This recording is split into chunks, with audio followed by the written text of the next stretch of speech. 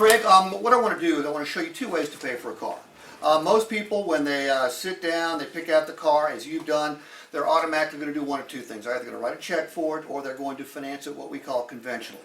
However, there is an alternative way to do this. And all I want to do is show you the differences so you can make the best choice for you. Fair enough? Okay. Conventionally, and by the way, I've used the price on a car that's way more than the car that you picked out. Okay, so don't really pay attention to the amounts here as much as you do the concept. All right? If you were to take the car that you bought and finance it conventionally, well, you'd have a selling price, you'd have a down payment, you'd have a balance, and then you would pay the full amount of taxes that the state of Georgia and your county require. In this particular case, it'd be $2,600. So you'd have a balance of $41,600 to finance, and the question mark's right here. This is LEV, is lease end value. The reason there are question marks is when you purchase a car at any given point in the future, there's no telling what the car could be worth. All right?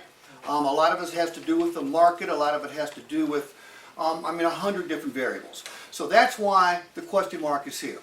The bottom line is you would leave here with on a vehicle in this price range with a payment of $793, and that's at a really good interest rate, if you qualify for it. Now, fast forward 3 years down the road. Here's what you've got. You still owe $19,033 on the car. Now, I'm going to show you an alternative way to do it. Same price, same down payment, same balance to finance. However, the first thing you notice is the taxes go down by about $2,500. Okay? When you finance it this way, you only pay taxes on the amount of the vehicle that you use. Over here, whether you keep it for a day, a year, or 10 years, you're paying $2,600. Over here, your initial tax bill is $60 because that's a cap reduction, which is what the state of Georgia charges you tax on. So your balance to finance is $39,000.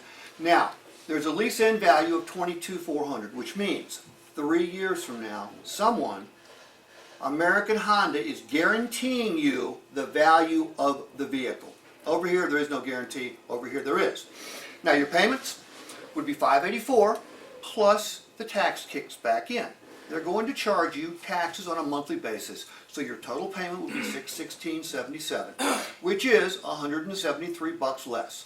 So 3 years later, over here, you've got a car that you may or may not want to keep, that we don't know what it's worth, but you owe $19,000 on it. You don't own anything, you owe. Over here, it's quite different. You've got a car that we know is going to be worth $22,400 to American Honda, anyway. You've got $6,239 in your pocket that this cat doesn't. All right? What do you own? You own 3 options. If you've decided this is the greatest car you've ever driven, Craig, and you just don't want to give it up, well, you take that $6 grand that you've saved, you put it down, and you finance the last $16,000, and you pay off the car. If you decide that you want to look at the 2016s, you hand us the keys back. If it turns out the car's worth way less than $22,400, you hand us the keys, and you turn the car back in. If it turns out the car's worth $25,000, well, then you trade or sell it and you pocket the cash, which goes on top of that cash. If you don't know what you want to do, you apply to American Honda to extend the lease. Now, over here, I owe $19,000. You know who J.D. Power is? They say the best miles of a car's life are the first mile to the 30,000th mile. Because basically you put gas in it, you put oil in it, and you go. With our lease, you don't even pay for the oil. With our lease, you don't pay for your tire rotations. However, after 30,000 miles, J.D. Power says the cost of driving goes up. Tires, alignment, shocks, tune-ups, brakes, mufflers, batteries, hoses, belts, timing chains, etc. In fact, they say, and this doesn't even include repairs that would occur after the warranty period, J.D. Power says go ahead and budget $75 a month more. Over here, you don't have those issues, unless you choose to have those issues. Basically, you control ownership without the risk, the market risk. You improve your cash flow because your payment's lower, you're pocketing more cash. Basically, it's the best of both worlds. Now, which one of those two ways makes the most sense to you, Craig? The lease.